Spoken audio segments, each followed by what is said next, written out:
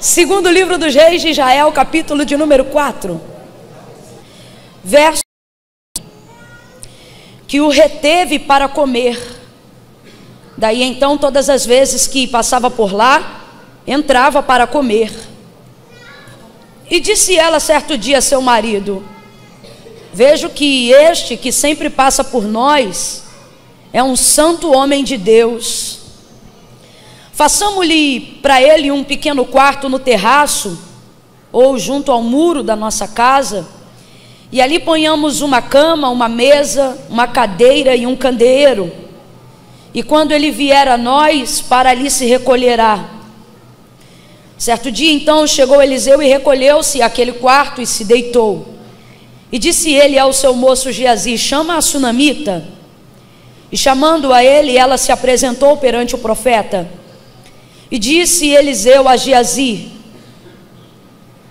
diga assim: tu tens nos tratado com todo desvelo, agora o que se há de fazer por ti? Haverá alguma coisa que se fale por ti ao rei, ou ao chefe do exército? E respondeu ela: eu habito no meio do meu povo. Então disse o profeta: que se há de fazer por ela? E disse Geazi: ora, eu notei que ela não tem filho e que seu marido já é avançado em dias. Então disse Eliseu: chama. E chamando a ele, ela se pôs à porta. E disse Eliseu: por este tempo, daqui 1 ano, tu abraçarás a um filho. E respondeu ela: não, meu senhor, homem de Deus, não mintas a tua serva. Mas a mulher concebeu e deu à luz a um filho no tempo determinado, no ano seguinte, como Eliseu lhe dissera. Porém, tendo crescido o menino, certo dia saiu a ter com seu pai, que estava com os segadores no campo, e disse a seu pai: ai, a minha cabeça, ai, a minha cabeça. E disse o pai dele a um moço: leva-o à sua mãe. E ele o tomou e levou-o à sua mãe, e o menino esteve sobre os joelhos dela até o meio-dia, e então o menino morreu. Subiu então ela e deitou o menino sobre a cama do homem de Deus, e então fechou a porta e saiu. Chamou seu marido e disse: manda-me um dos moços e uma das jumentas, para que eu corra ao homem de Deus e volte. E perguntou ele: por que tu vais a ele hoje, se não é lua nova nem sábado? E ela respondeu: tudo vai bem. Então ela albardou a jumenta e disse ao seu moço: guia, anda e não te detenhas no teu caminhar, senão quando eu te disser. E você diz amém. Amém. Diga amém. Amém. Mantenha a Bíblia sobre o seu colo, libere as suas mãos e segure a mão da pessoa que está ao seu lado. Eu quero orar junto com você agora, e quero que você ore junto com o seu irmão. Segure a mão dessa pessoa com fé e firmeza nesse momento. Não faça isso só porque eu estou pedindo, faça isso porque é bom que nós estejamos em comunhão, e é bom que isso seja externado de maneira física. Se andarmos na luz como Ele na luz está, temos comunhão uns com os outros. E o sangue de Jesus Cristo, seu Filho, nos purifica de todo o pecado. Enquanto você segura a mão dessa pessoa, o céu se move. O sangue de Cristo evidencia o perdão liberado para a sua vida. Há um poder muito grande na comunhão. Não segura fraquinho, requenguela, não. Não faça disso um momento esquisito, não. Segure com firmeza. Faça essa pessoa perceber que está sentado ao lado de um homem de Deus, de uma mulher de Deus. Faça essa pessoa perceber que ela não assentou-se ao lado de alguém que veio fazer uma social, que veio tirar uma selfie. Faça essa pessoa perceber que ela está do lado de alguém que teme a Deus. Certo? Agora feche os teus olhos. Feche os teus olhos. Quando você fecha os seus olhos, você revela o nível de dependência. Você faz força para se desconectar de tudo que é terreno e estabelecer uma conexão direta com o céu. Feche os teus olhos. Repreenda agora toda a síndrome do pensamento acelerado. Repreenda aí agora toda a carnalidade, toda a natureza humana que quer se sobrepor ao Espírito e à vontade de Deus na sua vida. Mostre para ela que apesar dela ter algum poder, o Espírito tem mais poder do que ela. E nesta guerra, nesta batalha, a vitória é do Espírito, é do Espírito. Deus é Espírito. Você está aqui em Espírito, então feche os olhos, meu filho.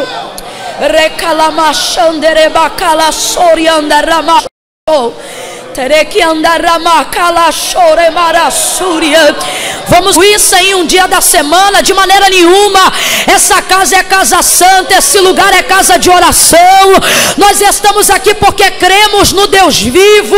Estamos aqui como Pedro nessa noite. Para quem iremos nós se só tu tens palavra de vida eterna? Estamos aqui por causa da palavra de Deus. Vamos lá, meus irmãos, comecem a orar. Comecem a pedir: Senhor, fala conosco, Senhor, fala conosco. Senhor, nosso Deus e nosso Pai, eu levanto a minha voz junto com a tua igreja e clamo que o Senhor nessa noite nos revele a tua palavra. São tantos diagnósticos dos médicos, são tantas coisas que nós pensamos sobre nós mesmos, achamos que não vai dar certo, achamos que não vamos conseguir. Quantas vezes chegamos aqui pela tua misericórdia e diariamente temos sido tentados pela incredulidade que tem nos afrontado, que tem nos feito ter medo, que tem nos dado covardia. Mas se estamos aqui é porque as tuas misericórdias têm sido a causa de não sermos consumidos. Por isso nos humilhamos neste lugar que nesta noite se faz casa de oração, lugar de adoração.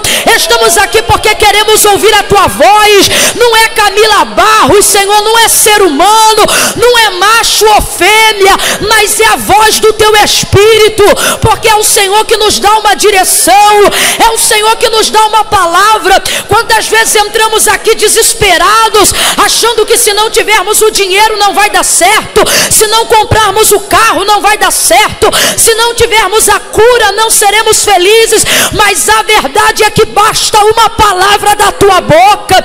A tua palavra nos acalma, a tua palavra nos redireciona, a tua palavra nos refaz, a tua palavra nos acalenta, a tua palavra é bálsamo para quem entrou ferido nesta noite, a tua palavra é força para quem entrou enfraquecido nesta noite.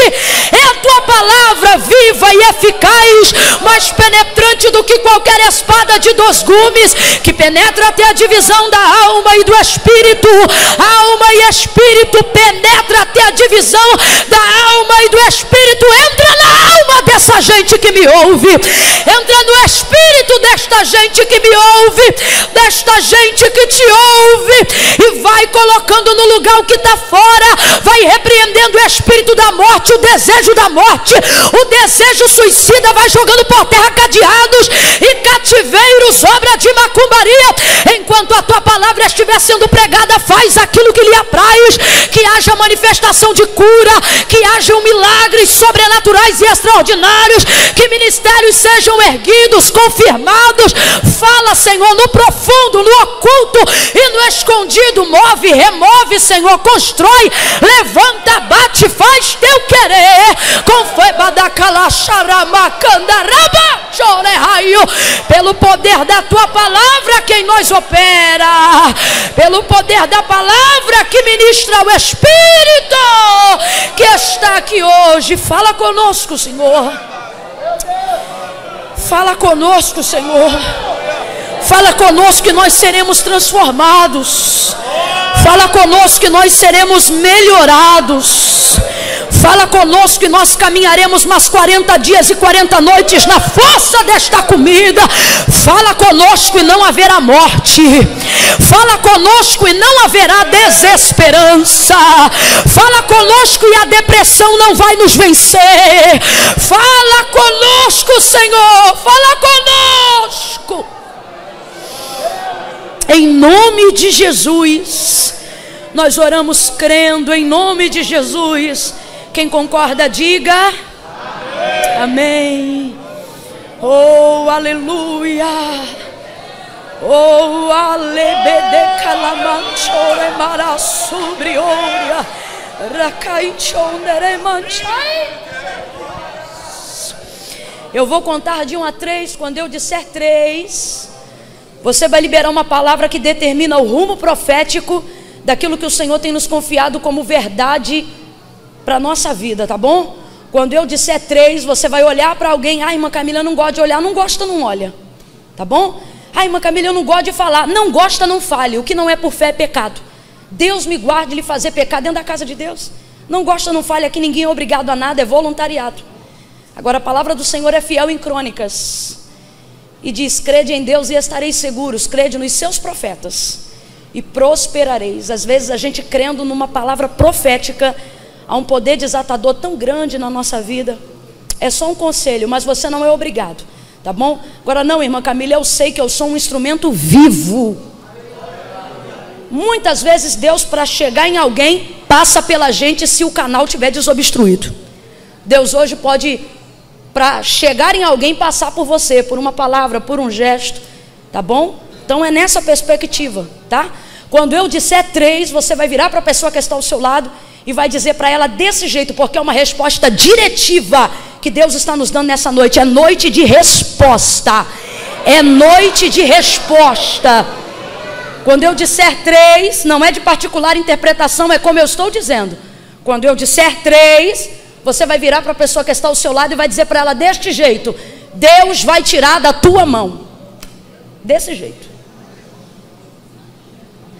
No 3. 1, 2, 3, vai!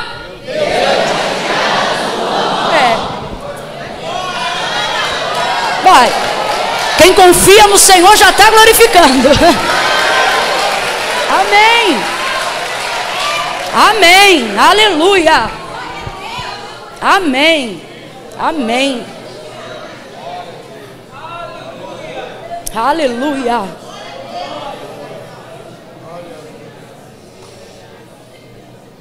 Esse texto é muito conhecido, mas vamos sintetizar só para que, caso alguém aqui nessa noite não o conheça, possa caminhar junto com a gente no mesmo entendimento. O profeta Eliseu é um grande profeta. Sobre ele repousa uma virtude de obras dobradas daquilo que já estava sobre a vida do grande profeta, o profeta Elias. Absolutamente tudo aquilo que Elias foi em Deus capaz de fazer, Eliseu estava aprovado para fazer 2 vezes mais. Eliseu, por exemplo, foi peça fundamental na restauração do reinado de Israel, na estruturação do seu exército, na sua economia e até na área política. Enquanto Elias era extremamente rejeitado pelo reinado, porque calhou de profetizar justamente nos dias de Acabe, Eliseu já era consultado pelos reis, pelos príncipes, tamanho acesso ele tinha nos palácios. E justamente por causa disso promoveu muitas e incontáveis vitórias para Israel. Extremamente conhecido e reconhecido, aprovado e duplicado em obras nada mais nada menos do que pelo próprio profeta Elias. Agora me parece que ele também preservou um costume que era de Elias. É natural que alguns costumes prevaleçam no discipulado de alguém que esteve olhando para o seu mestre. E um dos costumes que nós vamos perceber da conduta de vida devocional, se assim nós podemos falar, da vida do profeta Elias, era estar sempre orando. E ele tinha o hábito da oração no monte. E um dos montes que mais ele exerceu isso foi o Monte Carmelo, que lhe era muito íntimo do ministério do profeta Elias. Não é diferente então o motivo que leva Eliseu a fazer o mesmo trajeto. Por que ele sempre passa pelas terras de Sunem? Geograficamente falando, ele está sempre a caminho do Carmelo. Tanto que quando o filho dessa mulher sunamita vem a óbito, quando ele morre, ela sabe exatamente aonde procurá-lo. E ela acha ele no Monte Carmelo orando. E por que ele sempre passa então, eis aí o porquê que ele sempre passa então pelas terras de Sunem? Geograficamente falando, é um dos caminhos em linha reta mais rápido para quem quer chegar ao Carmelo. Ela percebe que ele passa lá algumas vezes. O texto fala que ela é uma mulher rica, fala das suas posses, provavelmente para respaldar a provisão que essa mulher vai dar para o ministério do profeta Eliseu e para a vida dele quanto ser humano. Agora, a palavra de Deus não fala detalhadamente sobre isso, mas fala de maneira expressiva em cada um dos versículos que revelam a mulher sunamita. Um versículo fala que ela é rica, todos os versículos expressam o quão generosa ela era. Preste atenção, eu vou falar de novo. Apenas um versículo fala que ela é rica, mas todos os outros versículos revelam o quão generosa ela é. Veja, ser rico não te faz necessariamente ser generoso, sim ou não? Sim, não faz. Bem como ser pobre não te impede de ser generoso. Pelo contrário, se eu pudesse dar oportunidade para algumas pessoas aqui expressar o quanto outras já foram generosas com elas, sem medo de errar, por estatística até pessoal, por vida minha, a maioria delas diria que foi extremamente abençoada por pessoas que em tese não tinham condições tanto assim de lhe abençoar. Porque riqueza é uma coisa e generosidade é outra. A palavra diz que ela era rica, mas expressa em todos os versículos o quão generosa ela era. Nem todo rico é generoso, nem todo generoso é rico. Mas ela era rica e era também generosa, muito generosa. Isso deu a ela condições de fazer coisas que outras pessoas talvez gostariam, mas nunca poderiam ter feito pela vida do profeta Eliseu. E ela, percebendo ele passando sempre pelas terras de Sunem, provavelmente cansado, quem sabe um pouco abatido, tão grande era a sua peregrinação, ela o constrange a ele entrar e comer pão dentro da sua casa.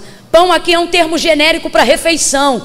O que o texto está dizendo é que ela vai criar uma situação para que ele venha entrar na casa dela e passe dali por diante até acesso à casa dela. Esse constrangimento é muito positivo. É mais ou menos assim, ela não pergunta se ele quer, ela impele ele a aceitar um presente, a aceitar uma refeição. Todas as vezes que eu falo isso, eu me lembro de uma colocação da minha avó.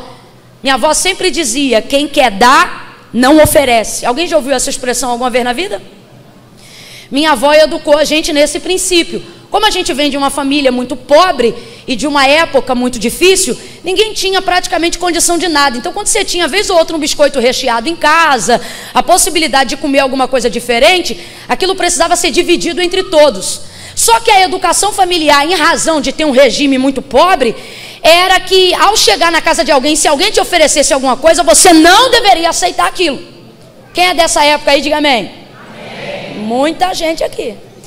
Então era mais ou menos assim, a sua mãe ou sua avó, seu pai, dizia: ó, a gente vai chegar na casa do fulano, se ele te oferecer alguma coisa, você não aceita. Por que não? Porque subentendia-se que a situação não era fácil para ninguém, então tudo era meio que contado para todo mundo, e na verdade a pessoa estava te oferecendo por educação, e você, por educação, devia dizer que não queria, mesmo que quisesse. Então te oferecia por educação, e você meio que tinha que dizer que não queria, também por educação. De modo que minha avó, já consciente disso, ela deixava claro quando chegasse alguma visita lá em casa, ou quando a gente abrisse um biscoito diante dos amigos ou diante dos primos, o que era muito raro, ela dizia o seguinte: quem quer dar, não oferece. Faz o que então, vó? Pega direto aquilo que você quer e entrega.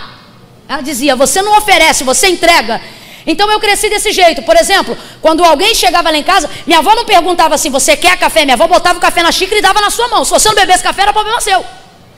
Era um jeito dela dizer: ó, aqui a gente não oferece, aqui a gente...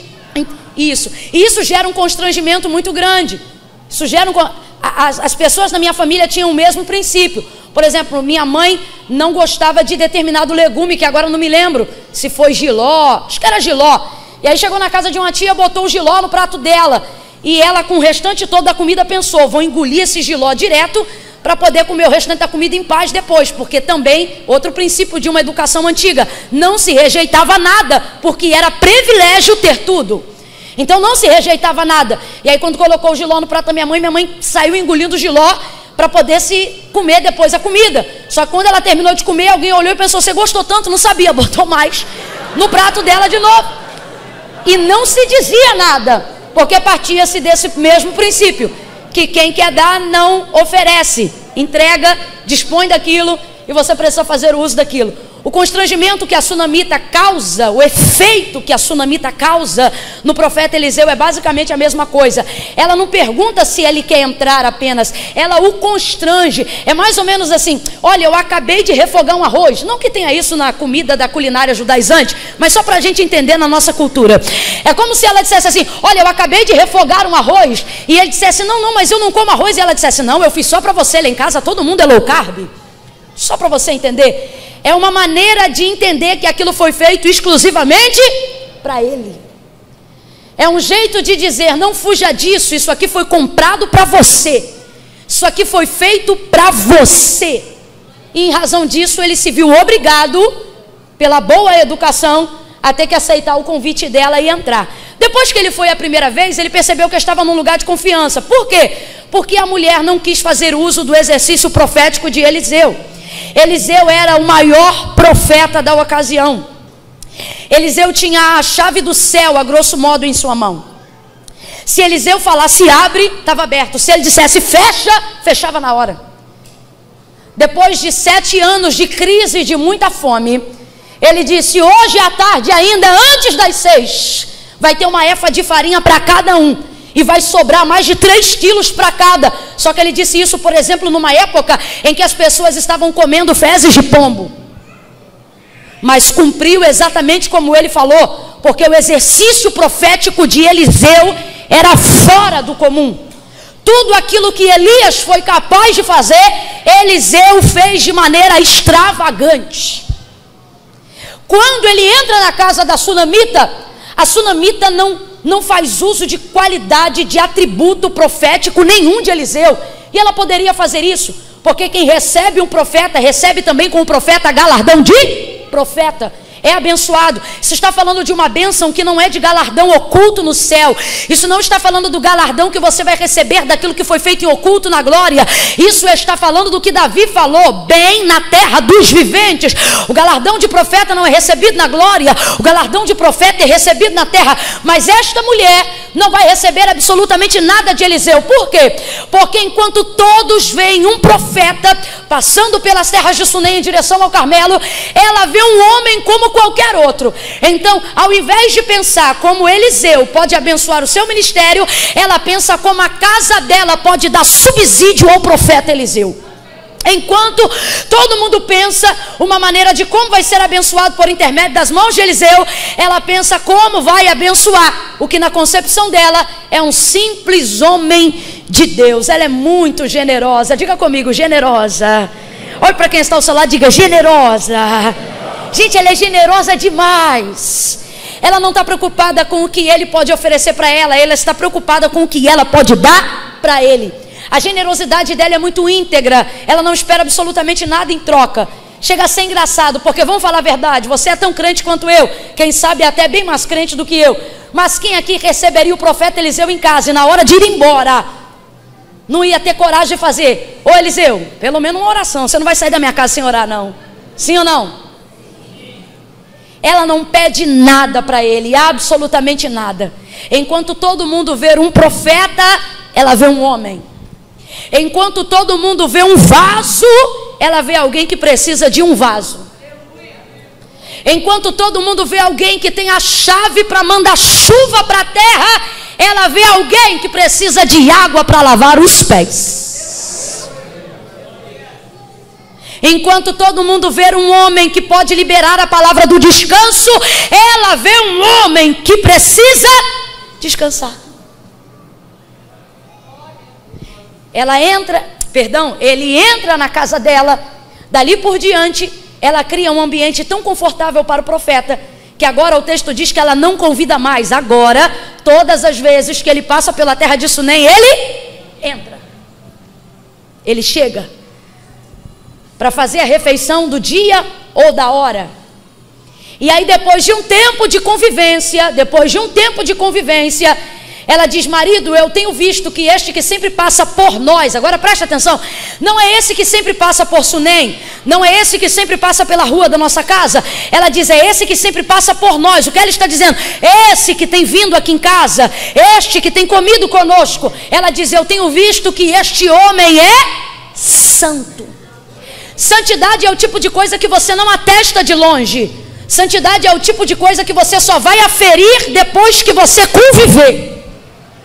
Algumas pessoas leem o texto rapidamente e têm a impressão que vê Eliseu passando na rua, que ela vê Eliseu passando na rua e diz: marido, eu tenho visto que este homem é santo. Não, ela não vê isso de longe, ela só constata que Eliseu é um santo homem depois de conviver com ele algum tempo. Não sei se 1 ano, não sei se 1 ano e 6 meses, mas depois de conviver um tempo, ela diz: marido, ele é santo.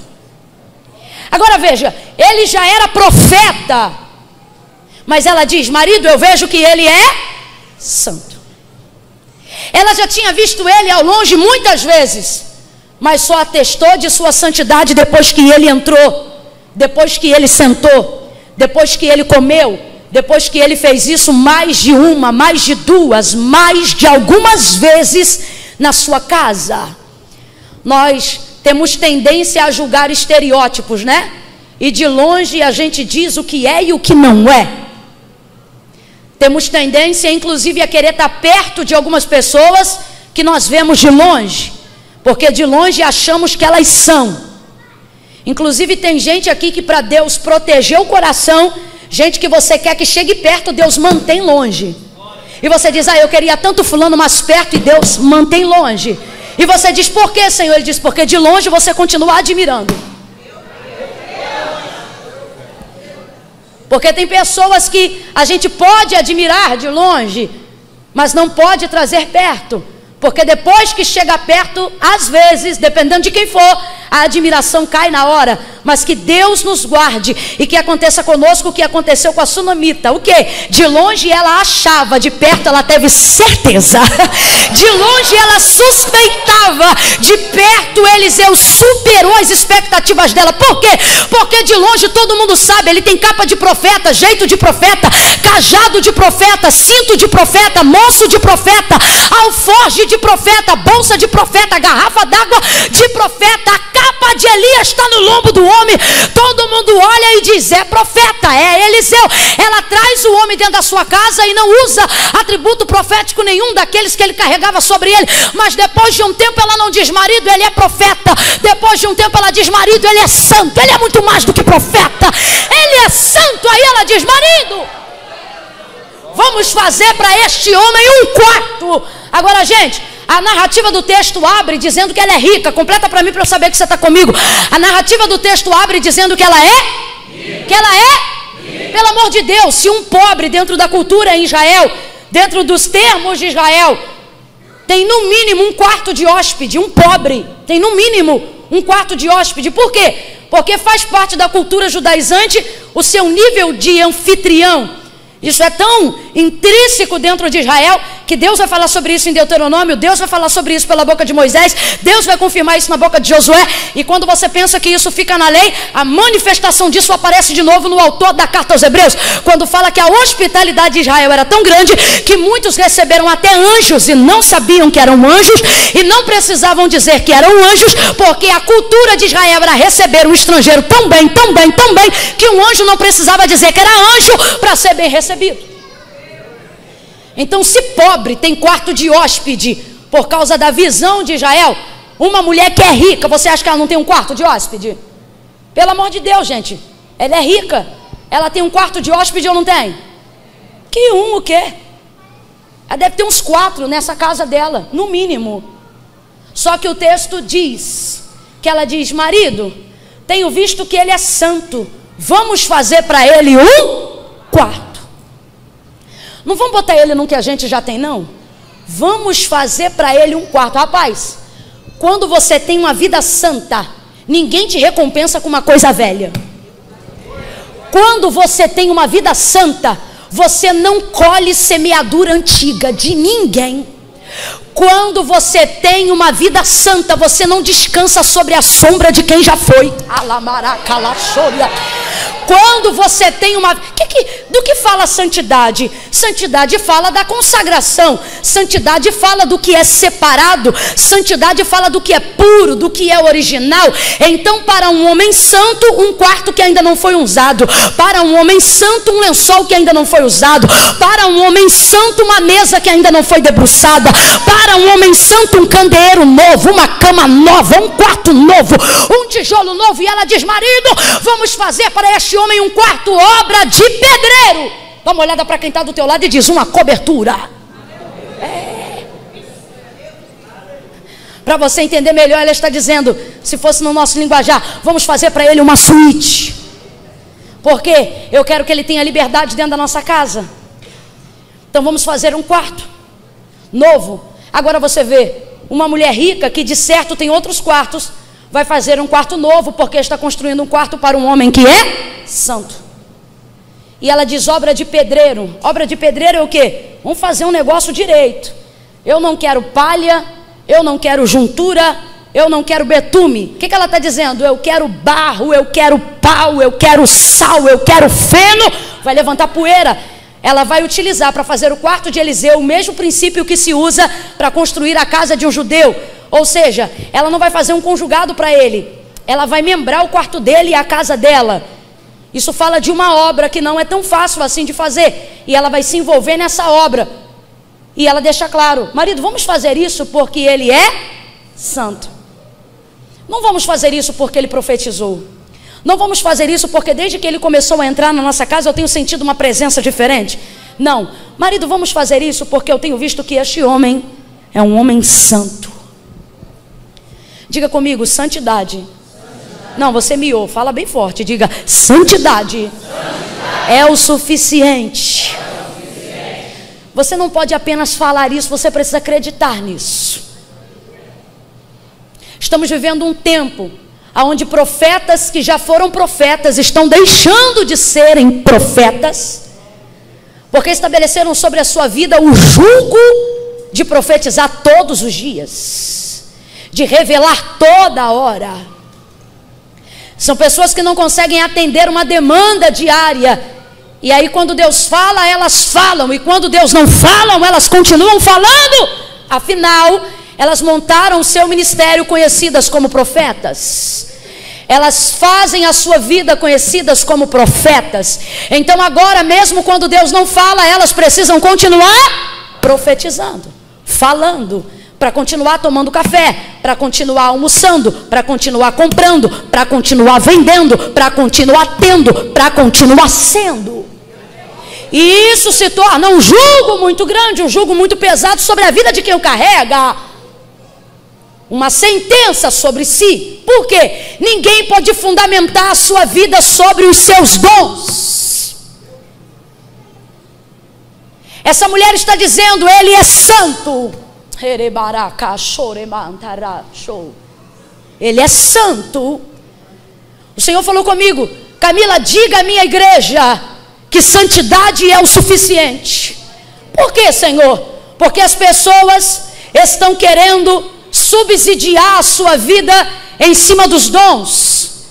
Eu não estou dizendo que o dom não enriquece, só que o dom não é o bastante para que você seja satisfeito.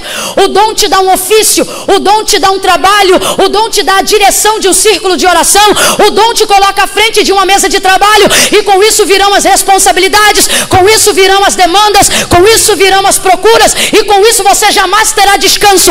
Agora a santidade abre para você refrigério, abre para você o poder de usufruir a graça sem culpa. A santidade te coloca num lugar de honra que não estabelece sobre a sua vida esse julgo. Irmã Camila, por que você está falando isso? Vou falar ainda mais rasgado. Tem gente que está, meus irmãos, fazendo uso de um dom para um café da manhã, fazendo uso de um dom para uma viagem, fazendo uso de um dom para poder usufruir daquilo dali. Só que isto é dom. Irmã Camila, o que você está dizendo? Isso aqui é uma palavra de despertamento e começa em mim. Oh, aleluia. Deus está dizendo a alguém: não estabeleça isso sobre você, porque é um jugo que você não é capaz de suportar.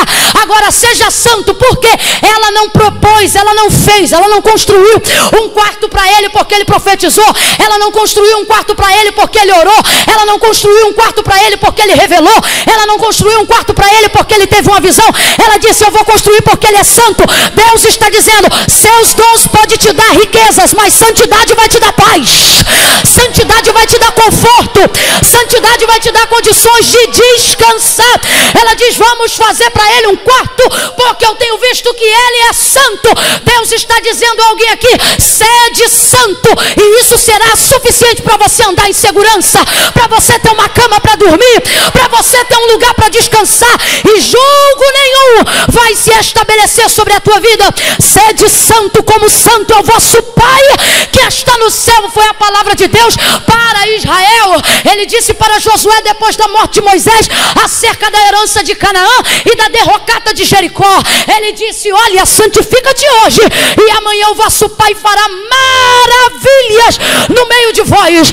Eu preciso falar toda a verdade. E qual é a verdade? A verdade é que a gente é santo para agradar a Deus. Só que a gente começou a ver santidade como algo que não pode ser recompensado. Uma vez que você, em tese, é obrigado a ser santo para adorar um Deus santo, então você não pode ser honrado, então você não pode ser abençoado, porque o mínimo que alguém faz para adorar esse Deus santo é ser santo. Devagar a gente criou o seguinte misticismo: que se a gente for santo não pode ter presente, que se a gente for santo não pode ter casa, que se a gente for santo não pode ter dinheiro, que se a gente for santo não pode enriquecer, que se a gente for santo não pode prosperar, que se a gente for santo não pode crescer, que se a gente for santo Deus não pode honrar. Só que é justamente ao contrário.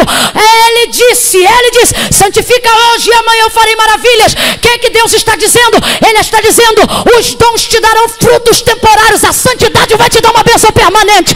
Irmã Camila, mas eu não tenho que ser santo para Deus me abençoar. Não tem, mas é princípio de Deus abençoar quem se santifica.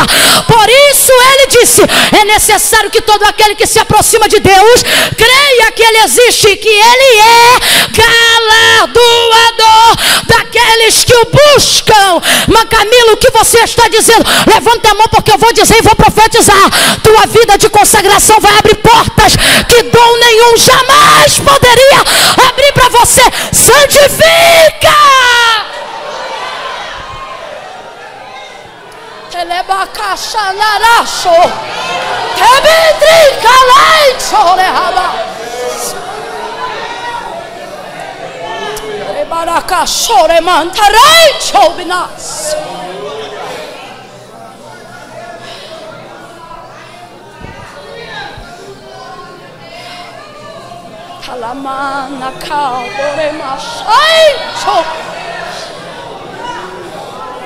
Desculpa, mas eu vou falar do jeito que Deus está mandando.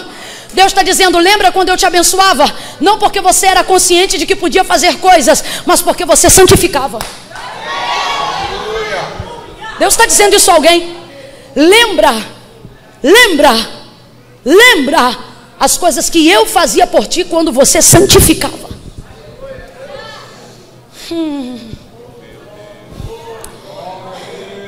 E de repente nos tornamos partidaristas de tantas coisas, né? Vou jejuar para ter carro, vou jejuar para ter casa, vou jejuar para ter isso, vou jejuar para ter aquilo. E eu me lembro de um tempo: tá jejuando por quê? Porque eu quero me santificar, porque eu quero me sentir perdoado, porque eu quero ter a alegria da salvação.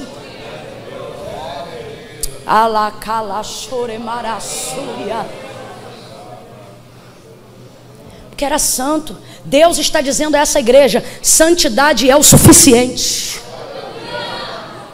Ai, irmã Camila, mas eu não prego assim muito. Seja santo. Ai, irmã Camila, mas eu queria ter uma voz meio assim. Seja santo. Santidade será o suficiente para estabelecer segurança sobre os seus pés aqui na terra. Ela constrói um quarto novo para ele, um quarto que nunca antes foi usado, personalizado, feito por ela, especialmente para ele. Ele entra naquele quarto e depois de um tempo de convivência com aquela mulher, ele se sente tão honrado, que ele diz: Geazi, vai lá e pergunta para essa mulher se ela deseja que nós façamos alguma coisa para ela. Me parece que Eliseu não está compreendendo qual é o princípio que essa mulher usa para abençoar ele. Por quê? Porque ele está querendo recompensar, mas ele não está sabendo como. E por que não está sabendo como? Porque não está fazendo do jeito certo. Quando ela quis abençoar ele, ela não perguntou para ele como ele queria ser abençoado, porque quem quer dar, não oferece. Vai lá e faz. Não foi assim que ela fez quando colocou ele dentro da casa dela? Não foi assim que ela fez quando construiu o quarto? Não perguntou se ele queria dormir? Não perguntou se ele queria hospedar? Ela disse: marido, façamos. E entregou para ele. Sabe o que ela está dizendo? Eu estou resolvendo fazer o que vou fazer para você entre eu e meu marido. Estava ali sentado, Deus falou comigo: diga para a minha igreja que eu não preciso da permissão deles para abençoá-los.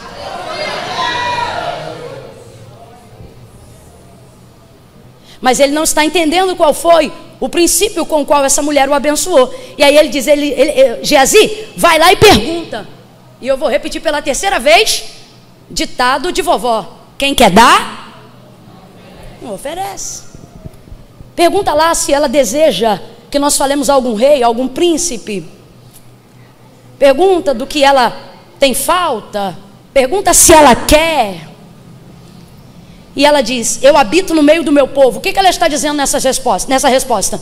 Eu estou bem, eu não preciso de nada. Do que precisaria uma mulher rica? Não precisaria de nada. Só que na verdade, Eliseu não está perguntando para ela o que ela precisa. Olha, pergunta se ela quer, se ela deseja que fale por ela alguma coisa ao rei. Então veja, a colocação de Eliseu não está ligada à necessidade. A colocação de Eliseu está ligada a desejo. Uma mulher rica pode não precisar de nada, mas ainda assim pode desejar alguma coisa, porque dinheiro não compra tudo. Sim ou não? Então, como isso foi colocado em tom de uma pergunta, a impressão que dá é: o que você precisa? Só que Eliseu é um profeta e ele não faz só o que alguém precisa. Uma das condições que colocam ele acima de outros homens da mesma época é a possibilidade de tornar possível aquilo que é impossível. Então, na verdade, ele não está perguntando o que ela precisa, ele está perguntando o que ela deseja. E tem diferença entre precisar e desejar, irmã Camila? Claro que tem, gente. Tem coisas que eu preciso, tem coisas que eu não preciso, mas mesmo assim eu desejo, eu quero. Nem tudo que eu desejo eu preciso, e nem tudo que preciso eu desejo. Agora, imagine você, alguém perguntando para você: fala aí o que você deseja, porque eu posso fazer qualquer coisa que você deseja. Mas ela responde: eu não preciso de nada. Geazi volta: olha, ela não precisa de nada. E ele fica constrangido. Como é que eu vou ser abençoado dessa maneira? E tendo condições de abençoar sobremaneira, não vou exercer sobre ela o que eu preciso? Traz ela aqui. Geazi diz: boa, porque eu percebi que o marido dela já é avançado em dias e nessa casa não tem filhos dela. Chama ela aqui. E chamando, ela se pôs à porta do quarto do homem de Deus. E ele perguntou de novo o que ela queria, gente? Não, ele determinou sobre ela o que possivelmente era o desejo do seu coração. Ele vira para ela e diz: neste tempo determinado, tu abraçarás um filho. O que ele está dizendo é: daqui a um ano, você vai gerar e vai conceber. Ela não deu glória e nem aleluia. Ela disse: não, meu senhor, homem de Deus, não mintas a tua serva. Por que essa mulher disse isso se ela sabe que ele é santo, gente? Dois motivos. Primeiro, ele tocou numa ferida que ela já havia tapado. Ela não queria que isso fosse aberto, mas ele abriu. Só que é como disse o profeta Isaías acerca do próprio Cristo: ele faz a ferida e ele sara, ele limpa. Deus não vai mexer numa área que te machuca sem ter o bálsamo da sua cura. Deus não vai mexer num assunto que te incomoda sem ter a solução. Deus não vai mexer numa área que te irrita sem ter a paz que você precisa para tratar desse assunto. Irmã Camila, o que você está dizendo? Estou dizendo que essa mulher sempre quis um filho. E como é que você diz isso se o texto não fala? Fala sim, só que ele não fala escrito, ele fala de maneira temporal. Qual maneira? Primeiro, uma mulher naquela época era tida apenas como uma incubadora. Ou seja, se uma mulher não gerasse filhos naquela época, ela não era reconhecida como uma mulher útil naquela sociedade. Por isso que Eucana vai dizer para Ana: não te sou eu melhor do que 10 filhos? E se ela pudesse responder na hora, ela diria: não, porque você não vale nenhum filho. Ela sabe que sociedade ela pertencia, ela sabe de onde ela vinha. Então esta mulher é muito rica, este marido ama esta mulher, mas ele já é avançado em dias e ela não tem filho. Então que mulher é essa dentro da sociedade? É uma mulher que procura compensar a dor que ela tem, beneficiando os outros para ser aprovada, para ser amada, porque lhe falta, ela tem um déficit na sociedade. Qual? Eu não quero ser rejeitada por não ter filho, e não precisa ser nenhum Augusto Cury para chegar a essa conclusão. Irmã Camila, o que você está dizendo? Estou dizendo que muitas vezes a nossa obra de caridade é a fim de não revelar para as pessoas o déficit, para que a gente não passe a ser desaprovado por aquilo que deveria fazer e não consegue. Essa mulher está acostumada a receber gente dentro da casa dela. Ela é uma mulher generosa. Completa aí, ela é uma mulher? Ela é uma mulher? Só generosos carregam traumas. Avarentos dificilmente carregam traumas. Por quê? Não confiam, não emprestam, não recebem, não ajudam. Ela é generosa. Guarde isso, é quase que uma premissa. Todo generoso carrega um trauma. E por quê? Porque sempre ajuda muita gente. Porque precisa compensar muitas coisas. Porque sempre acredita em muita coisa. Por que ela olha para ele quando ele diz assim: no tempo determinado tu conceberás e darás à luz a um filho? Que é uma coisa que ela sempre quis, mas ela rejeita. Por que ela rejeita? Porque ela já ouviu isso outras vezes. Olha o que ela diz, eu provo que ela já ouviu isso outras vezes. Olha o que ela diz: não, meu Senhor, homem de Deus, não minta. Então ela está acostumada a ver homem de Deus. Agora eu te pergunto, homem de Deus mente? Homem de Deus mente? Mas mentiroso pode se passar por homem de Deus, sim ou não? Generoso costuma conhecer muitos mentirosos que se aproveitam da sua generosidade para tomar um café da manhã, para ter uma bolsa, para ter um quarto. Só que dessa vez ela não está diante de um mentiroso. Dessa vez ela está diante de um santo. Dessa vez ela está diante de um homem de Deus. Um mentiroso se passa por um homem de Deus, mas um homem de Deus não mente. Ele olha para ela e ele vai trazer a realização do desejo de sua vida. Qual? Ser mãe. Mas de vez ela dizer glória a Deus, ela diz não. Parece que ela está quase dizendo, pastor Romildo, de novo não. Sabe o que eu vejo nessa mulher? Eu vejo nessa mulher essa gente que tem que lidar com esquizofrênico e falso profeta. Porque tem os dois. O falso profeta, o que se usa do exercício da profecia para dizer que Deus falou quando Deus não falou nada. E o esquizofrênico, que também está no nosso meio, que é o que acha que Deus está falando mesmo. Já teve que lidar com os dois. Qual é a condição desses? É essa gente que Deus não fala nada e eles dizem, conta 30 dias. E a gente vai para casa cheio de esperança. Pega um calendário bem grande, bota no meio da sala e começa a marcar folhinha. Porque a gente diz, Deus falou, conta 30 dias.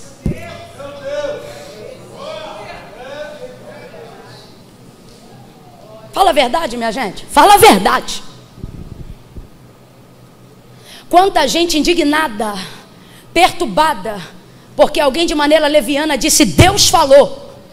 Quando Deus nunca disse nada, mas a gente acreditou.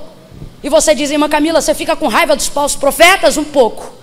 Você fica indignada com os esquizofrênicos? Também. Mas a minha maior indignação é com quem recebe a profecia. Por quê, irmã Camila? Porque se a gente não tivesse uma necessidade louca de ouvir Deus na boca dos outros, mas começasse a ouvir Deus dentro de casa, começasse a ouvir Deus dentro do quarto, começasse a ouvir Deus em oração, a gente não ia acreditar em qualquer um que diz assim, diz o Senhor. Por quê? Porque quem conhece a voz do pastor são as ovelhas dele, e elas não podem ser enganadas. Mas a gente vem para a igreja com a carência desse tamanho, com um rombo desse tamanho, um rombo de uma vida que não tem oração, o rombo de uma vida que não aguenta 7 dias de jejum, o rombo de uma vida que não aguenta meditar no texto porque não entende a palavra, aí para de ler, aí chega aqui e a gente já começa a chorar, e alguém experimentado em neurolinguística já percebe a nossa fragilidade, aí vem caminhando para perto da gente, filha, e antes de começar a dizer o que é, a gente já fica, é verdade, e se desmancha, e depois vai para casa contar 30 dias. Não que Deus não conte, não que Deus não dê data. Deus faz ou não faz? Fala ou não fala? Usa profeta ou não usa? Sim ou não, gente? Quem aqui sabe que Deus faz porque já viu Deus fazer? Levanta a mão. Amém. Agora, estou sendo leviana? Ou nunca alguém falou conta e você contou e? Nada. O problema é que isso vai abrindo traumas. Parece que eu estou vendo o povo dizer, conta 30 dias e você vai gerar. Parece que eu estou vendo essa gente leviana, aproveitando-se da riqueza de sua generosidade e dizer, faz assim que você vai ter, faz assado que você vai ter, sobe assim que você vai ter, faz 7 dias que você vai ter, e ela, nada. Então quando ele diz, agora vai, ela diz, não. não mexe com a minha esperança. Esses dias eu passei uma situação. Hoje eu conversava com meus amigos no carro. E eu dizia: rapaz, quando você está tentando anos romper em uma coisa que você não rompe, a tua esperança te irrita. Não, presta atenção. Quando tem uma coisa na sua vida que só depende de você, mas você não consegue romper, você não consegue romper aquilo, mas também não consegue parar de desejar, de acreditar, de sonhar, de esperar, a tua esperança, que em tese é uma coisa muito boa, ela começa a ser um instrumento de irritabilidade. Por quê? Porque a sua vontade é largar aquilo de vez. Aí você diz: quer saber, eu não preciso disso para viver, eu vou largar de mão. Aí você larga, mas larga assim, sabe? Mas quem sabe? Mas se, mas Deus. Então a esperança, que é uma coisa tão boa, começa a se tornar um agente de irritabilidade. Vai ver, Abraão viveu isso, porque o autor da carta aos Hebreus diz: crendo contra a desesperança. É o que? A vontade de não querer acreditar mais, mas mesmo assim continuar acreditando. Quem aí tem uma esperança irritante, diga glória a Deus. No dia que tu se aborrece com esse marido, tu diz: isso é um traste, rapaz, isso não tem jeito, eu vou largar isso de mão. Aí você larga de mão, larga 3 dias de mão. Aí daqui a pouco alguém diz: menina, fulano tá bêbado, caiu, machucou a boca, levou 4 pontos. Você diz: Deus tem misericórdia, Deus tu pode, Deus. Eita esperança, eita esperança que falso profeta não mata. Eita esperança que a gente marca na folhinha, não cumpre, mas a gente continua acreditando. Eita esperança que faz a gente acreditar em Deus mais do que se fala em nome de Deus. Eita esperança que não faz a gente, que faz a gente não abrir mão de um ministério porque acredita que é de Deus, que faz a gente não abrir mão de um casamento porque acredita que é de Deus. Eita esperança que vive lutando contra a desesperança. Eita esperança que não se rende. Eita esperança que a gente diz: eu não vou orar. Aí você não ora, mas Deus usa alguém, Deus usa uma palavra, Deus usa um vídeo, Deus usa uma noite. Eita esperança que não vai embora. Você acorda e diz: hoje eu não quero mais saber. Aí Deus usa alguém, Deus levanta alguém, alguém ora por você, alguém tem um sonho com você. Eita esperança. Irmã Camila, por que eu não consigo? Porque tudo que você acredita está baseado em Cristo. E Cristo em nós, esperança da glória. Se acreditamos do que não pode ser tocado por nós hoje, se acreditamos naquilo que ainda não alcançamos hoje, só o alcançamos por fé e não por vista, como não acreditar em coisas palpáveis, tocáveis, possíveis, viáveis? Não, meu Senhor, homem de Deus. Irmã Camila, como é que eu sei que o que falaram foi de Deus? Quando cumprir. Irmã Camila, o que você está dizendo então? Estou dizendo que se foi Deus que falou, Deus vai, mas é você que decide como vai esperar. Se reclamando, murmurando, traumatizado, ou se sonhando, projetando, se imaginando. Passa um ano, Deus promete, Deus cumpre. Não passou mais do que um mês, porque para dar tempo de conceber, para dar tempo de engravidar e conceber no mesmo ano, menos de um mês, essa mulher já estava em condição de conceição, né? O menino nasceu. E parece que o relacionamento de Eliseu com essa mulher que eu digo, com essa casa, com essa família, né? Durou muito tempo, porque o menino já tem aproximadamente 12 anos e ele continua passando lá. E continuam comendo juntos. A aliança que Deus faz é assim, né? Quando a aliança não é baseada no que em nenhum tem, né? Nada separa essa aliança. Por quê? Porque ela não depende do ter para ser. Praticamente 12 anos se passaram. Só que um dia o menino sai para ter com os segadores do pai. Nesse dia tudo indica que o sol estava muito forte e ele teve um problema na sua caixa craniana. E começou a gritar: ai, a minha cabeça! Ai, a minha cabeça! Deus prometeu, Deus cumpriu. Amém, igreja? Amém. Amém.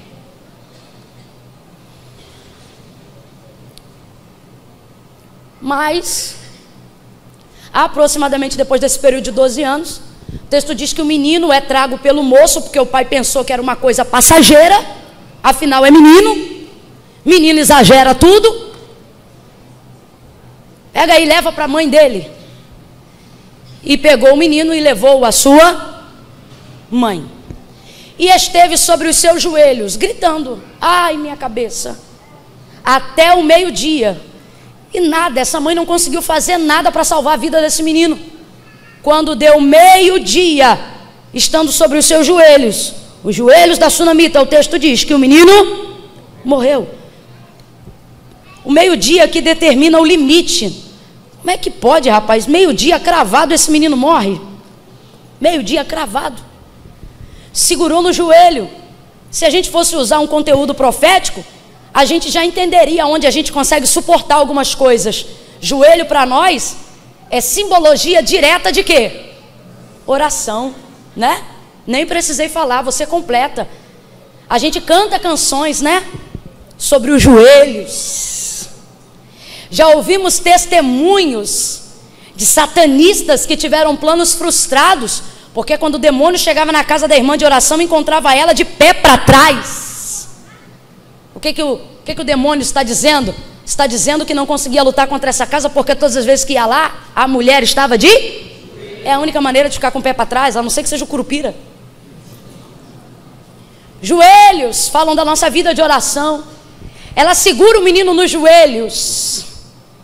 Para nós hoje aqui, que eu não vim apenas narrar num texto, para nós hoje aqui, isso fala da quantidade de coisa que a gente consegue suportar e elevar o nosso limite, só porque a gente carrega no caso em oração.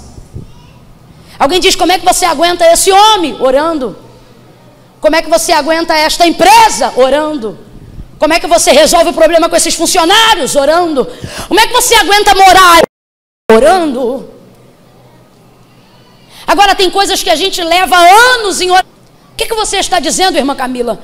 Duas verdades. Primeira, Eliseu falou que ela ia engravidar, ela engravidou e teve o filho.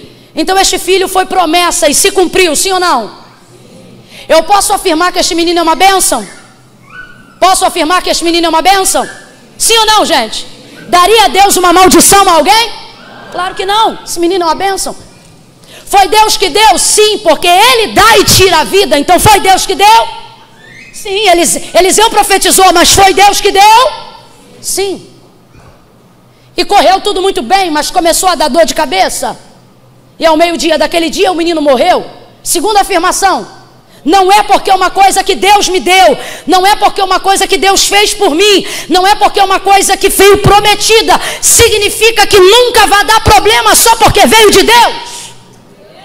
Precisamos aprender duas verdades. Primeira, Deus faz. Sabe quando é que uma promessa está protegida? Quando ela é uma promessa, porque toda promessa é responsabilidade de Deus. Sabe quando ela fica desprotegida? Quando ela cumpre, porque ela sai da mão de Deus e vem para a nossa.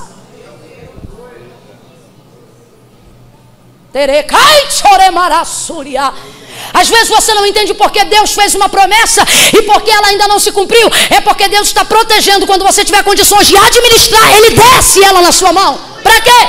Para que você não perca logo que você receber. Já vi pessoas reclamar, já vi outras consagrarem filhos dizendo: Senhor, esse filho não é meu, esse filho é teu. Poeticamente falando é muito bonito, mas na verdade esse filho é seu. Se você não alimentar, Deus não desce para dar comida na boca dele. Se você não trocar fralda, ele vai ficar assado. Não interessa o quanto Deus o ame. Quando vem para a sua mão, torna-se responsabilidade sua. Por que Deus deu a Adão a capacidade de nomear todos os bichos do campo? Para que ele aprendesse a administrar, para que ele aprendesse a ter responsabilidade com a vida. Deus disse: o nome que você der é o nome que vai se chamar. Eu te pergunto, Deus teria nomes melhores para dar aos animais, sim ou não? Mas não deu. Ele disse: o nome que você der é o nome que vai ter. Ele está dizendo: eu vou te tornar responsável pela vida e vou te tornar um administrador daquilo que está sobre a terra. Agora veja, quando Deus cria a mulher e traz a mulher a Adão, Ele não mandou ele nomear ela, mas mesmo assim, quando Adão olha para a mulher, ele diz: esta chama-se a mulher. Agora eu te pergunto, Deus mandou ele dar nome para ela? Não, Deus mandou ele dar nome para bicho. Ela é gente ou é bicho?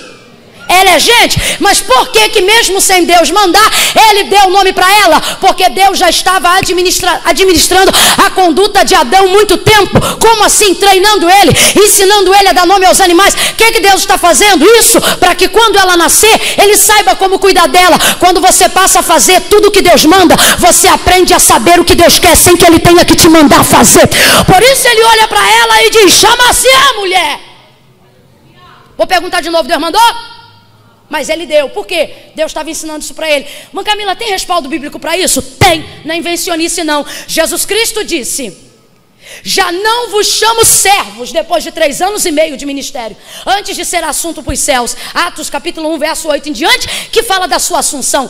Antes ele disse: não vos chamo servos. Por quê? O servo não sabe o que faz ao seu senhor, porque o servo faz tudo o que o seu senhor manda, sem saber a intenção. Ele diz: mas agora, depois de 3 anos e meio ensinando vocês, caminhando com vocês, discipulando vocês, agora eu vos chamo de amigo. Por quê? Porque o amigo tudo sabe o que o seu amigo ou o que o seu senhor quer fazer.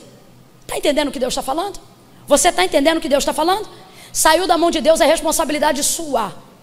Depois de 12 anos, o menino vai morrer, mas ela vai administrar no joelho. Ela segura a dor no joelho. O garoto está gritando e ela não tira do joelho. Tem coisas que você não pode resolver, mas não perder o poder de administrar. Eu vou falar de novo e já estou terminando, tá? Tem coisas que a solução não está na tua mão, mas o poder de administração está na sua mão. Vou tentar tipificar. Sabe quando você não tem o dinheiro para pagar o valor total da fatura? É um problema crescente, mas ele sempre manda a opção de pagamento, que é para você não perder o seu nome.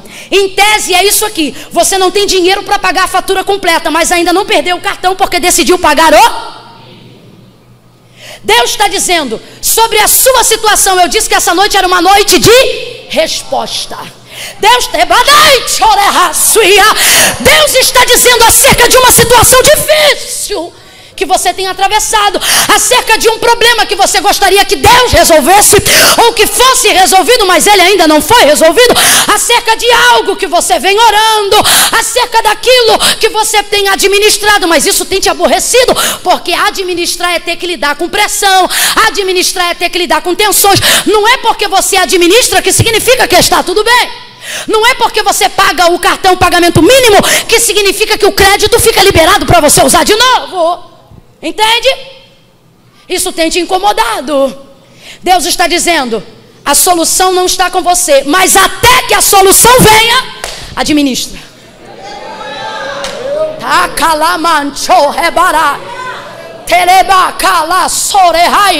Pega na mão de alguém, que eu estou sentindo graça de Deus aqui. Segura a mão de um homem de Deus aí, de uma mulher de Deus aí. Segura com fé. Olhe para esta pessoa e diga: a solução não está com você. Diga, a solução não está com você, mas a administração Deus te deu. Sacode ele e diz: administra. Enquanto Deus não resolve, administra. Vai orando, vai jejuando.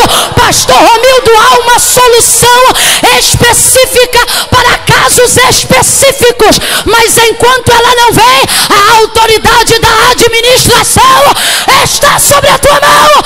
Administra. Diga aí para umas 3 pessoas: administra, administra, administra, administra, porque Deus vai prover solução qualquer hora. Mas enquanto não é porque você não tem a solução que significa que o diabo vai entrar e que vai fazer farofa e que vai destruir tudo.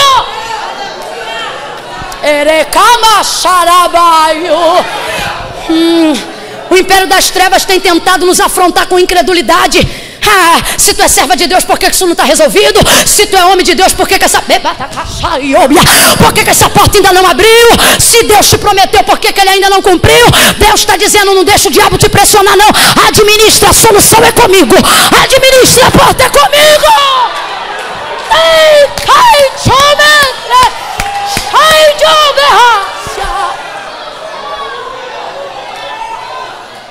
Eu vejo esse menino chorando.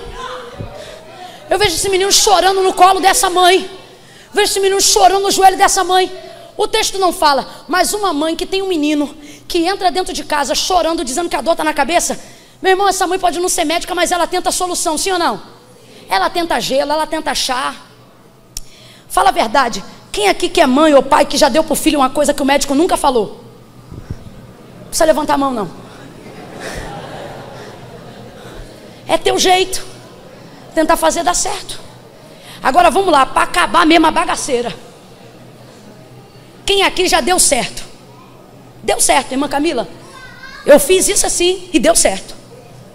Uma coisa que não era na área da medicina. Uma coisa que o comprimido não resolveu e o chazinho da tataravó deu jeito. Não precisa levantar a mão não. Vai que tem um médico aqui. Que vergonha. Eu não estou dizendo que é certo, mas cada um tem seu jeito de administrar diante da pressão. Você acha que ela ficou sentada o tempo todo vendo o moleque chorar? Meu irmão, esse garoto só está no colo e chorou até morrer, porque de tudo que ela tentou fazer, não tinha mais jeito. A dor não passava. Não é porque uma oração foi respondida que você deixa de orar. A oração te ajuda a administrar o que não pode ser resolvido. Ei, calachore maraçuia. Aí quando não tem mais jeito, ela bota o menino no joelho. Só que eu preciso ser honesta, preciso ser franca. Tem coisa que a gente ora. A gente desanima, ora de novo, volta a orar. E esquece. Mas nada dá jeito. Aí aquilo que estava ruim, enquanto você ora, piora. Estou mentindo ou estou falando a verdade? Inclusive tem coisa, vou falar uma verdade aqui, não escandaliza não, deixa eu concluir para você não dizer que eu sou herege. Inclusive tem coisa aqui que só piorou porque você decidiu orar por aquilo. Se tu tivesse largado de mão, não estava nem tão ruim assim. Mas por quê? Porque você expõe. Aquilo se torna um ato de denúncia. É como um processo, né? Que é aceito. É como uma causa que é apresentada. Aquilo tem evidência. E por que que piora? Eu vou te falar. Eu vou beber essa água aqui e vou te falar.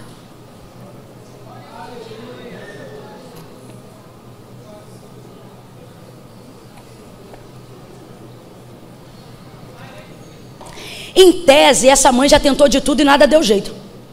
Por isso que o garoto vai chorar agora até morrer e ela não tem mais nada o que fazer. E segura o garoto no colo, também não tem o que fazer. Reproduzindo isso para o cenário da oração, é quando a gente ora, e em tese aquilo não deu jeito. E eu não vim falar aqui do que a gente gostaria que fosse, eu vim falar aqui do que é. E aquilo não deu jeito. E a gente diz, meu Deus do céu, a coisa estava ruim, mas depois que eu apresentei, depois que eu orei, depois que eu busquei, parece que aquilo ficou. E por que que isso aconteceu? Porque se você já tentou e não deu jeito, é sinal que essa situação precisa de um milagre. Ela precisa de uma ação sobrenatural. Ação sobrenatural, milagre.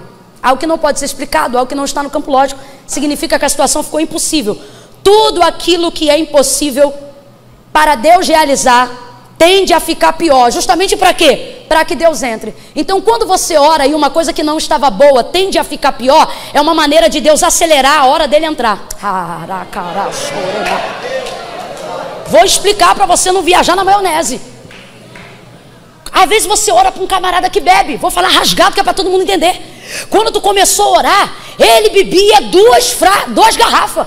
Agora que você começou a orar, o miserável pega uma caixa por semana. Você orou para alguém parar com o vício do cigarro, sei lá. Quando você começou a orar, ele pegava uns 4, 6, 7 por dia. Agora ele está queimando um maço antes da noite. Você diz, Deus, como é que pode?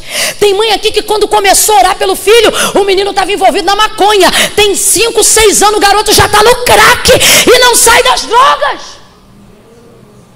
Você diz, Deus está dizendo, ocorreu que esta situação precisa de um milagre. Todas as vezes que uma situação precisar de uma ação sobrenatural de Deus, aquilo que é ruim tendenciar a ficar. Se eu perguntasse aqui, quantos querem, porque milagre não é para quem precisa, milagre é para quem deseja. Quantos aqui querem um milagre? Levante a mão. Fique com a mão estendida, fique com a mão estendida. Se você quer de verdade, deixa eu ver se você é crente mesmo. Isto aí que está ruim,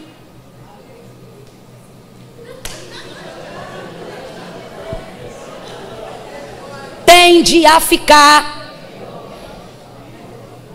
Por quê? Porque enquanto está ruim você não solta. Já profetizei, vai ficar pior. Enquanto está ruim você não deixa. Enquanto está ruim você segura. Enquanto está ruim você diz, a associação vai dar jeito, o banco vai dar jeito, eu vou fazer um empréstimo e isso vai dar jeito. Enquanto está ruim você diz, não, eu vou viajar, eu vou deixar ele com fulano. Enquanto está ruim você diz, a avó vai cuidar, a madrinha vai vir, o pai vai levar, o internato vai libertar. Enquanto está ruim você diz, a associação vai cuidar, o morro vai descer, o morro vai subir, o traficante vai falar. Enquanto está ruim você não solta. O menino está chorando e você não solta. A crise está na porta e você não solta. O casamento está em crise e você não solta. Você segura aquilo. Você não pode fazer mais nada, mas você continua segurando. Quando o menino morre, o que ela faz? Deixa o garoto no colo? Não. Ela pega o menino na hora e leva o garoto para o quarto do homem de Deus e solta. Eu quero crer que aquela cama é um altar, porque foi ali que ele foi morto, foi ali que ele foi levado morto, e foi ali que ele voltou de novo à vida. O altar tem esse poder, o altar tem esse poder. Ela coloca o menino morto sobre a cama do homem de Deus, fecha a porta e vai de encontro a Eliseu. Deus está dizendo, isto que está ruim, eu sei que não era o que você queria ouvir, mas você queria respostas, e respostas contêm algumas verdades que a gente não queria que fossem ditas. E Deus está dizendo, você tem dito, está ficando insuportável. E Deus está dizendo, eu estou chegando mais perto. Alguém disse assim, eu não estou aguentando mais. E o Senhor está dizendo, eu quero a hora que você não vai aguentar é mais nada. Por quê? Porque nessa hora você entende que acabou o seu poder de administração. E que vai entrar agora o meu poder de solução. Você só administra enquanto é vivo. Você só administra enquanto está difícil. Você só tende a administrar o que está na sua alçada. Quando o garoto morre, ela coloca o menino sobre o quarto da homem de Deus. Mãe Camila, o que você está dizendo? Estou dizendo que está num momento de cabo de guerra. Segura aí, varão, e não solta não. E aquilo que é difícil, mas é meu. É complicado, mas é meu. É triste, mas é meu. Então eu tenho a obrigação de administrar. Eu tenho que cuidar desse marido, eu tenho que cuidar desse filho. Então ele está ali, ele está segurando o que é dele. É difícil, mas é dele. É complicado, mas é dele. Está triste, mas é dele. Ele está ali segurando. Ele tem mais é que cuidar mesmo. A mulher é dele, o filho é dele, a casa é dele, o ministério é dele, a família é dele. Então ele tem mais que segurar. Só que por algum motivo que eu não vou explicar, aquilo tende a ficar pior. E você não tem mais poder de administração. Mas nessa hora você não quer soltar. Afinal você está segurando mais tempo do que já deu liberdade para aquilo. Só que chega uma hora que aquilo morre. Chega uma hora que você não é mais ouvido. Chega uma hora que não há mais dinheiro na terra que pague o tamanho da dívida. Chega uma hora que não tem mais nada que possa mudar como a situação ficou em suas mãos.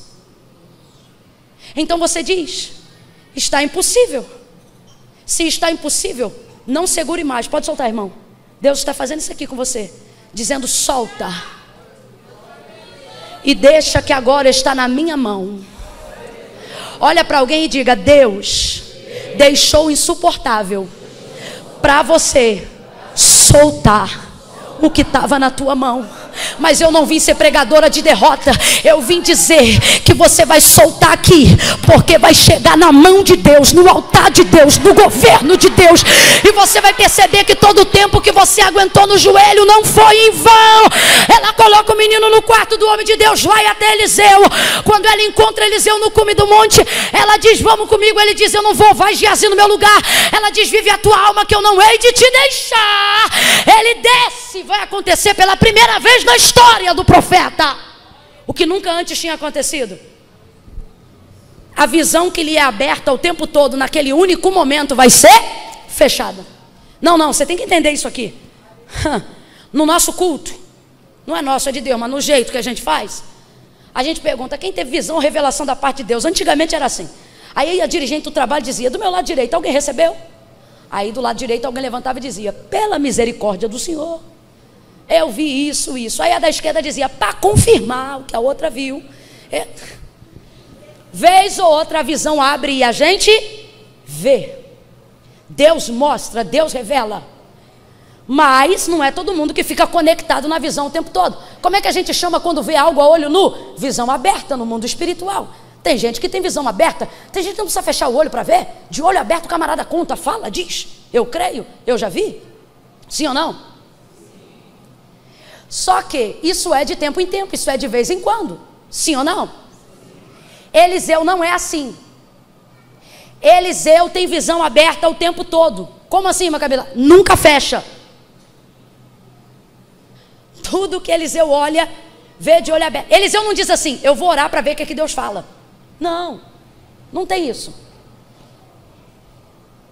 Eliseu fala o tempo todo o que ele vê. Ele tem uma visão aberta o tempo todo. É a primeira vez na história do ministério do profeta Eliseu que Geazi, quando segura a mulher na montanha, Eliseu diz assim, solta ela porque o Senhor me encobriu a visão.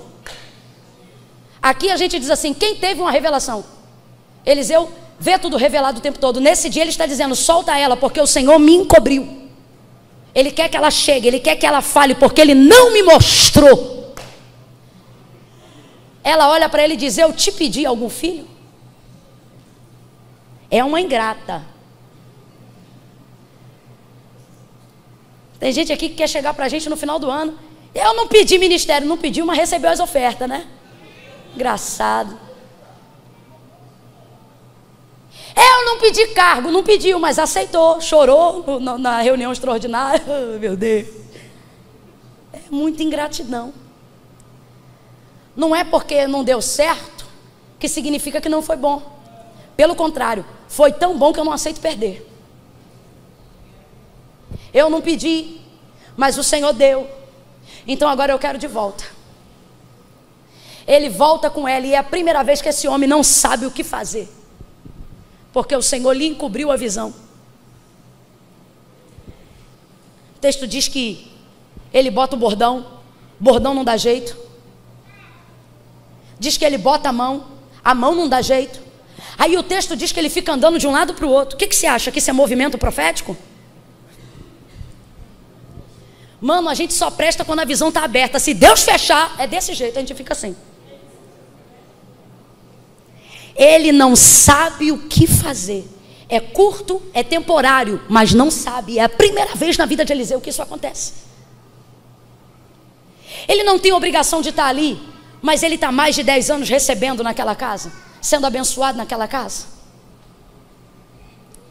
Isso fala por que nós devemos ser generosos e ter uma generosidade íntegra, né? Ele não consegue sair dali sem se responsabilizar pelo que está acontecendo. Então o Espírito de Deus lhe dá a direção. E o texto diz que ele deita sobre o menino. Haja vista que o corpo do menino ainda estava quente. Oh gente, eu vou fechar aqui. O corpo do menino ainda estava? O corpo do menino ainda estava? Aí você entende por que depois que o menino morreu, ela não ficou ali velando o corpo dele. Ela pegou, jogou o garoto na cama, fechou a porta, chamou o marido, disse, manda um moço. Qual? O que trouxe a notícia. Manda o moço. Por quê? Porque eu vi que ele é rápido. Ele trouxe o menino ainda com vida. Chamou o moço, albardou a jumenta e disse para ele, guia, anda e não para, senão quando eu te disser para que eu corra ao homem de Deus e volte, vem comigo e diga, corra. Diga, corra. Olha o que Deus está dizendo para você nessa noite. Saiu da tua mão, mas se você correr, vai voltar para a tua mão. E vai voltar vivo e vai voltar bem. Ela albarda a jumenta, sai correndo atrás do homem de Deus. Quando chega lá, traz Eliseu de novo para a casa dela. Aí o texto diz, e Eliseu deitou sobre o corpo do menino, porque ainda estava quente. Pega Pega na mão de alguém e diz: corre enquanto está quente. Corre enquanto está quente. Não é porque algo saiu temporariamente da sua mão que você não tenha mais condições de administrar aquilo. Deus está dizendo: eu só vou pegar teu casamento para consertar. Depois do conserto vai para tua mão de novo. Eu só vou pegar teu filho para consertar. Depois do conserto vai para tua mão de novo. Eu só te tirei desse cargo para cuidar de algumas coisas. Depois que eu cuidar da tua mente, você volta para ele de novo. Recalama. Olha para umas 3 pessoas aí e diz para essa pessoa: corre enquanto está quente. Corre enquanto está quente. Fica de pé porque Deus tirou, mas vai dar de volta. Deus permitiu que você temporariamente deixasse de ter poder de administração para que ele tivesse poder de solução, e então te fosse devolvido o poder de administração novamente. Só que tem uma coisa, gente, isso aqui é tremendo. O texto diz que ela correu para aproveitar o calor do corpo do menino, e que ele deitou sobre o corpo do menino para aproveitar o calor do corpo do menino. Tem coisa que não deixou de ser sua, mas você está deixando esfriar.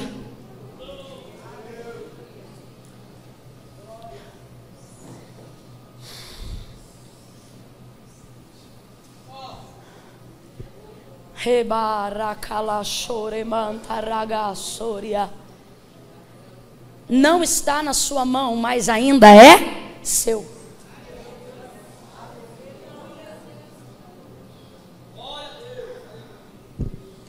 Mas você precisa buscar socorro rápido. Tem gente aqui que está afastado dos caminhos do Senhor. Temporariamente saiu da sua mão, mas Deus te trouxe hoje aqui. E Ele está dizendo para alguém aqui: corre que ainda dá tempo de eu cumprir aquelas promessas que eu te fiz quando você ainda tinha 12 anos de idade, menino. Tem moças aqui,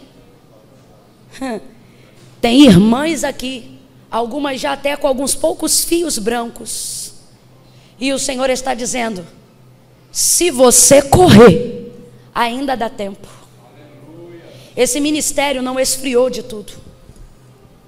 Esse casamento não esfriou de tudo.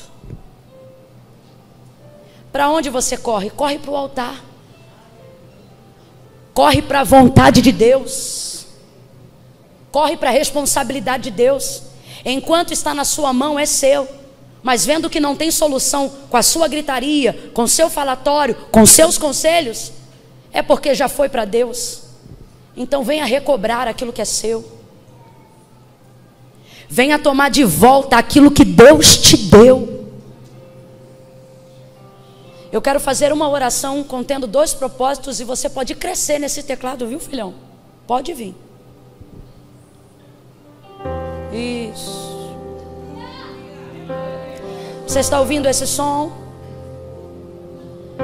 Ouça esse som. Isso não é som de culto fúnebre. Isso não é som da morte.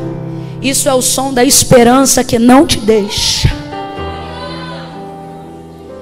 É o som da esperança dizendo: ei, você tem 2 opções. Ou você chama o coveiro,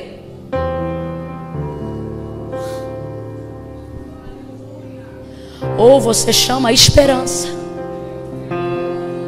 Ou você chama as carpideiras para chorar sobre o corpo, ou você corre enquanto está quente e diz: Deus, eu ainda quero. Porque tem gente aqui dizendo que não quer mais coisas que ainda quer.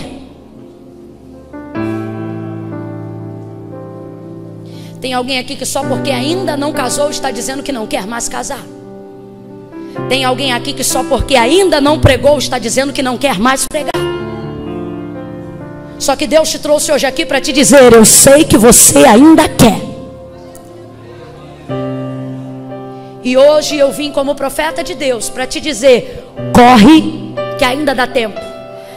Deus tirou da sua mão para solucionar, mas quer devolver a sua mão para você administrar.